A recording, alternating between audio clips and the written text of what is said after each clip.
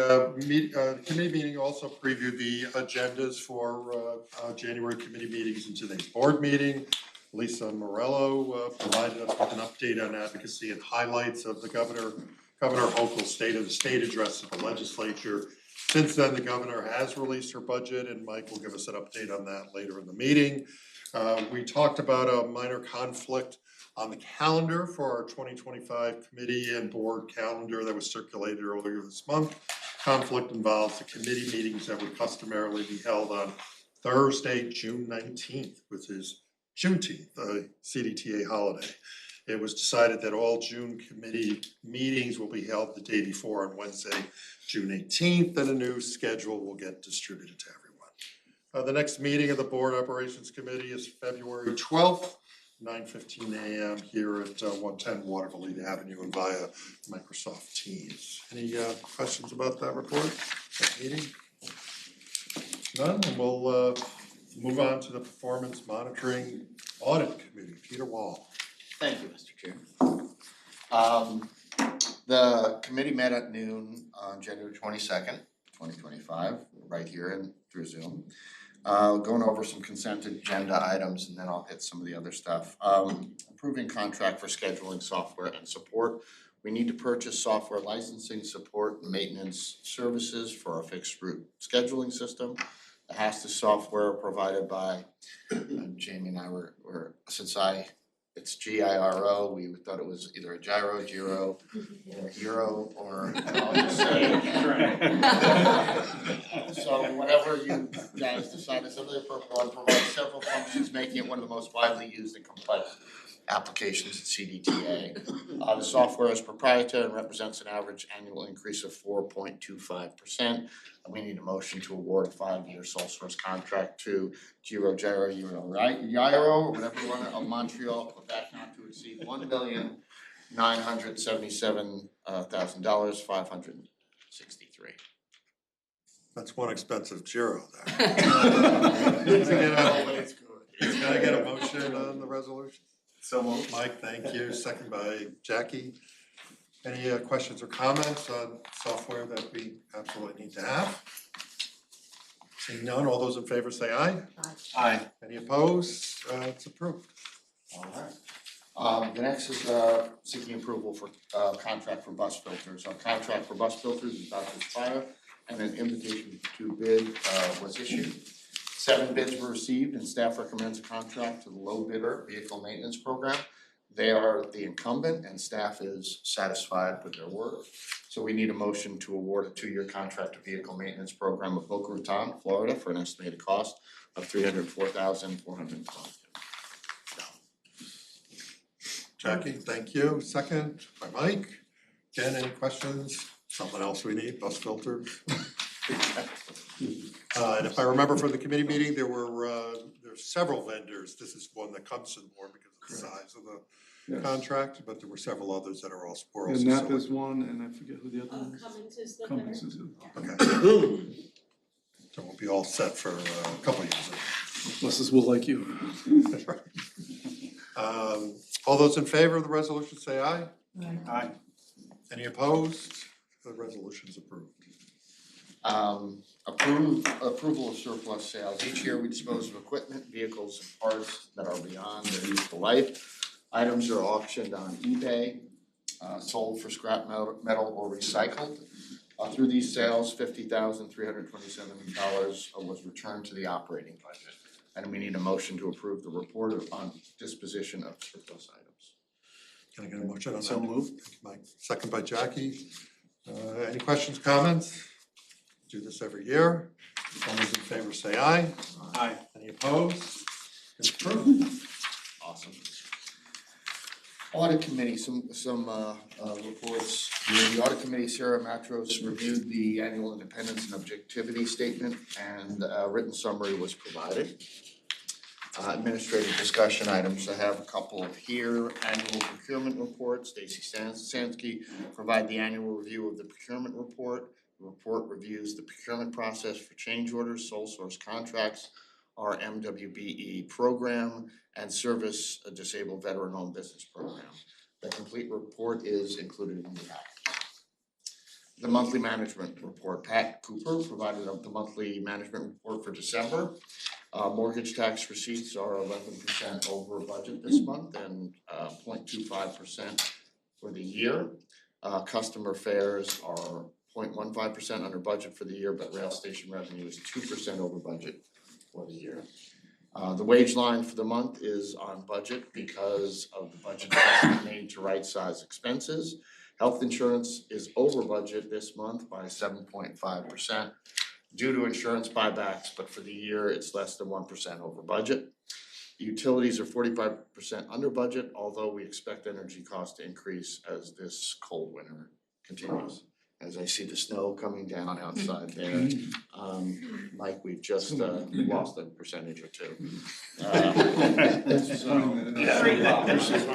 Overall, we remain in a satisfactory budget position for the year.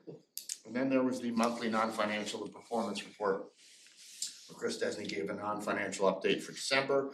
Fixed route ridership was up 7%, star ridership is up 6%, on-time performance for fixed service was at 69%, on-time performance in star was at 74%.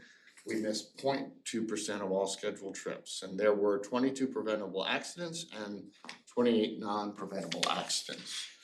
The next meeting of this committee will be on February 19th here and through Teams. Thank you, Peter.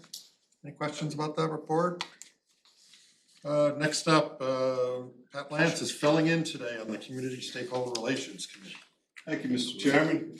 The Community and Stakeholder Relations Committee met on January 23rd, 11:15 in person in Microsoft Teams. John Scherzer provided a review of CDPHP Cycle Season 8.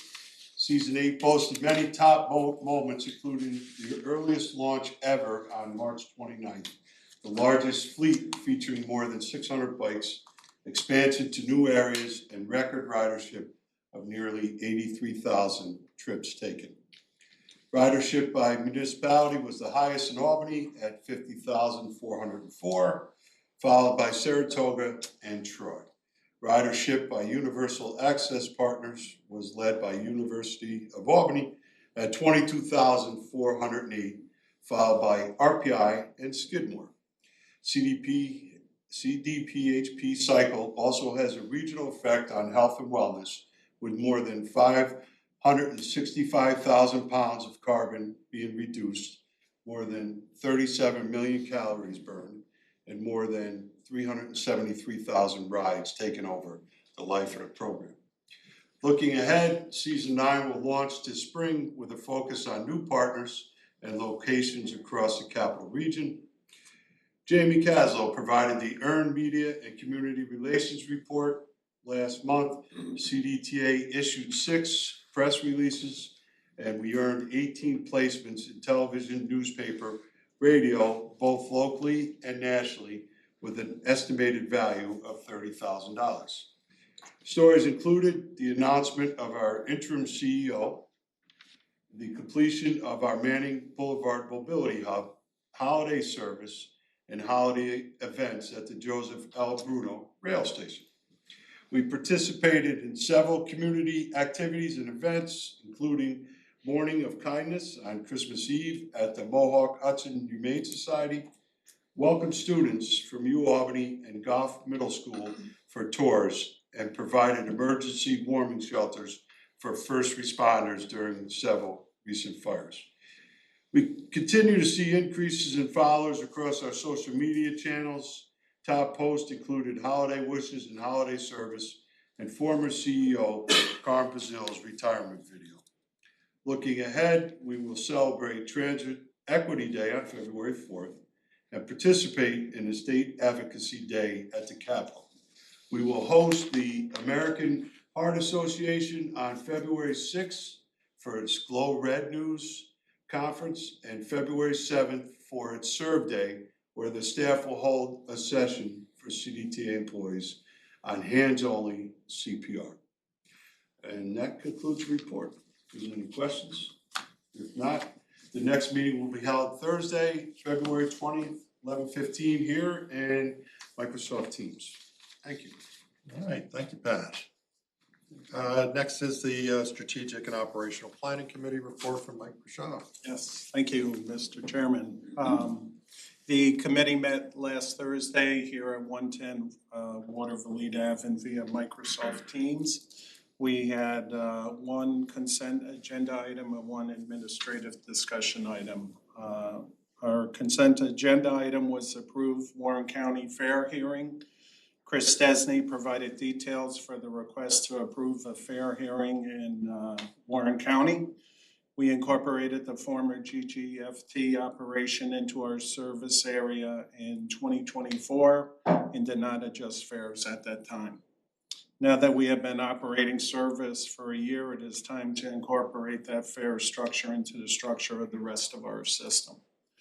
The Title VI statute is implemented by FTA regulations designed to ensure equity when transit systems make major service and operational decisions.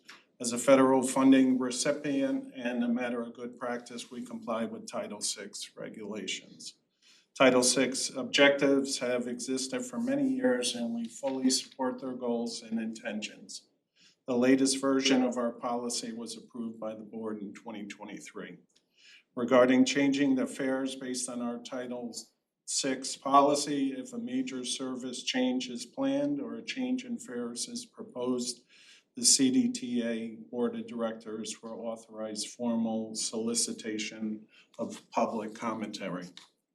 As such, we seek to hold a fair hearing to provide the public with information and seek feedback regarding the integration. A list of the fare changes was provided and reviewed by the committee. We need a motion to approve the administration of a hearing to integrate the former GGFT fare structure into CDTA's existing Navigator fare structure. The hearing will be conducted on January 30th, tomorrow night, at Crandall Public Library, 251 Glen Street in Glens Falls, from 6 to 7:30. We will subsequently report on the comments and responses and provide any recommendations for changes. We will then seek authorization for implementation of the fare change. Okay, you have a motion on that? Jackie, thank you. Peter, second. Any questions about that? It's who kind of conducts the hearing? Jonathan will be kind of like the lead person for conducting the hearing. Yes, I'll be conducting the hearing. We'll give a brief overview to people in attendance. We'll then begin a formal process where we'll read the notice that was put out publicly in newspapers and other locations throughout Warren County. We'll then provide the speakers with a defined time period to talk. We will take all the public commentary that's provided there that night. We've also extended the public commentary period through February 7th for those that cannot make an attendance tomorrow night. Then we will bring the results of that comment back to the board next month and determinations can be made then. So is there like a sign-up sheet? Exactly. That sort of It'll be there available at the event itself. If people had sent us an email and suggesting they're gonna be there, we would put them on that sheet. And we also have a stenographer there as well to take a transcript of the record, so trying to button up as many of the details as we can. very formal. You know, it's a new day. I'm sure you'll do a good job, Jeff. Thank you. Any other questions or comments about that? Now let me know what's really going on up there. All those in favor of resolution 5, say aye. Aye. Any opposed? Resolution's approved. Okay, and our administrative discussion item was regarding employee development. Allison Farrison, our manager of training, and Loriana Valentine, our manager of talent development, provided an overview on our recent training and development activities. They work collaboratively on a variety of professional development initiatives, and each of them has an area of focus. Allison supports our employees who are represented by the union, while Loriana focuses on authority staff. For the past 9 months, they have been working with several employee groups to collaborate and build sustainable learning programs. Allison has been working with several groups, including transportation supervisors, maintenance foremen, and safety supervisors, to help hone their existing skills and to learn new ways to support and grow their internal customers. Loriana has been focused on a growth program for transportation and maintenance superintendents, as well as developing sound leadership skills for our senior operations team.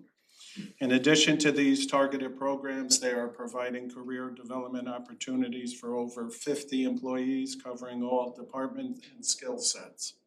With the development of this foundation and desire of our employees to excel, we hope to maximize and enhance the growth potential of our workforce. The next meeting of the committee will be on February 20th, 12 p.m. here at 110 Waterville Ave and via Microsoft Teams, and that concludes my report.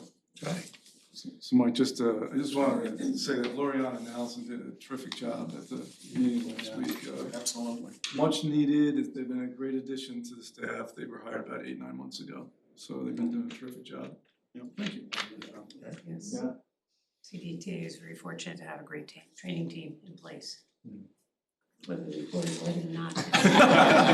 Believe me, So far, training can be a tough one, but it's really important and. We're glad to be here. Yes. Keep up the good work. All right, now we have the interim CEO report. Well, I just wanna thank the board for helping me with this transition into the interim CEO position. I appreciate all the support, it's kinda humbling. But I'm certainly getting my feet wet and just so bear with me in case there's a few stumbles along the way here, but so as far as the report's concerned, it's maybe not as long as the prior CEO here, but kind of the news of the day, or I should say the news of yesterday, was the White House announcing that they were pausing all federal funding, which kind of threw a lot of shockwaves throughout the country. And then later in the day, a federal judge paused the pause, so he blocked that at least till Monday. So in the interim, Trish actually drew down a couple, we had a couple drawdowns to get federal funds out as soon as we could before this actually we thought was gonna be implemented. And it appears that at least half of our funding is now pending in our account, so I think it's gonna go through. I don't know what's gonna happen after Monday. I know Trish has another drawdown scheduled for tomorrow. And we will take down as much federal money as we can that we're entitled to per our budget. So more news to come on that. I feel like I said to Trish and Melissa, our grants person, that I feel like I have to be online in the news online 24/7 to keep up with the president. Things just change so quickly around here. So anyhow, more news to follow. Yes.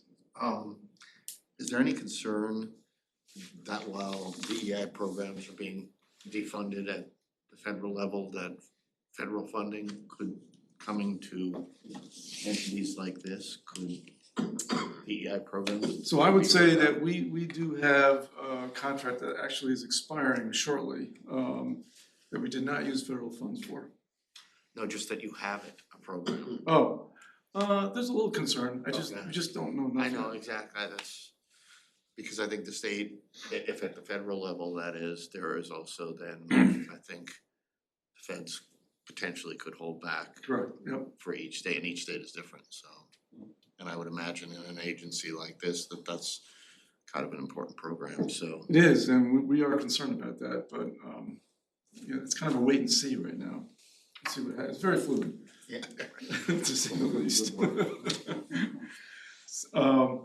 So then, let's see, earlier in the month, the governor put out her executive budget.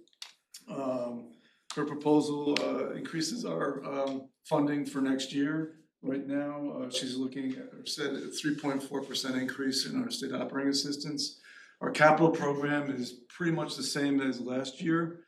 There is a new $80 million for capital for non-MTA transit agencies, but we need to find out more information about what that entails. So the one house bills will be ready in about a month. NIPTA right now and is looking for a 15% increase in STOA for our next year. The Senate and the Assembly will probably come in around that mark, but again, that remains to be seen, and we'll know more in about a month. So We also have our Advocacy Day, Transit Awareness Day is February 4th. I think you might have mentioned it in your report. So several of us will be down at the Capitol all day on Tuesday, meeting with different senators and assembly people. So keep you abreast on what happens there.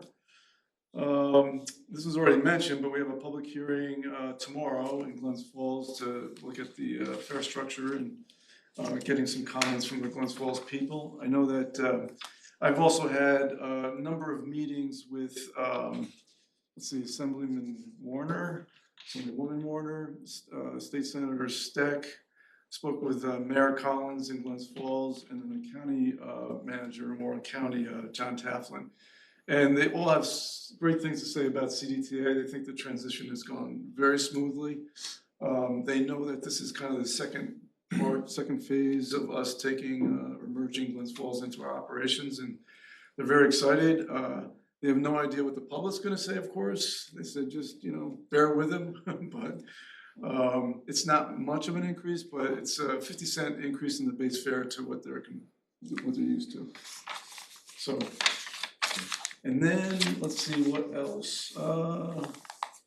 Unfortunately, on a sad note, earlier this year, in January, Art Young, a longtime board member here at CDTA, passed away at 95. He was a very dedicated board member here and left a lasting impression with a lot of us. And Lance and Amanda joined me at the funeral. So, and then How long had he been a board member? 22 years. 22 years. And if anybody's familiar with Gatsby 45, that's his legacy. We had special committees to talk about Gatsby 45. So, but he was a great guy. And then let's see. Yesterday, I restarted our Labor Management Committee meeting. It's been actually several years. Right before COVID started was our last meeting in December of 2019. And usually it's a quarterly meeting, so we paused that for a while. So I got that going again. On our team, we have myself, Chris, Lance, and Kelly. Kelly's not here today. And then we met with the leadership of the A2, Zach as president, Kevin over there too, and 2 other officers for the union. I would say for the most part, it went pretty well. Went awesome. Okay, it went awesome. We had to give somebody a write-up for being late to the meeting, but I won't blame the president of the union for doing that, but it happens. No black eyes. And no black eyes, so anyhow, that's my first report. If you have any questions. All right, very good. Anybody have any questions for Mike? We'll let you off easy for the first meeting. Thank you, Jamie. I'll talk longer next time. You don't have to. I'll start. I can read the room. Board member comments. Anybody have anything to share or ask about? I know Denise isn't here, but I think she needs to be congratulated on the chairman of the, she's the transit board, right? Chairman, Board member. which is a pretty big deal Chairman. at APTA, Yep. yeah? Yeah, So, she and Dave are in Palm Springs for APTA meeting. Yeah, it was great news. I know she was wanting that for a while and she was in tough competition, so Yeah, congratulations to her. yeah, both of them Absolutely. very dedicated to APTA and what's Yeah. going on there.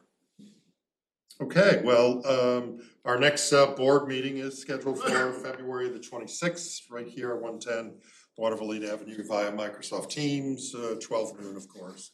With that, I'll take a motion to adjourn. Thank you, Jackie. A second, Mike. All those in favor say aye. We're adjourned. Everyone have a good day.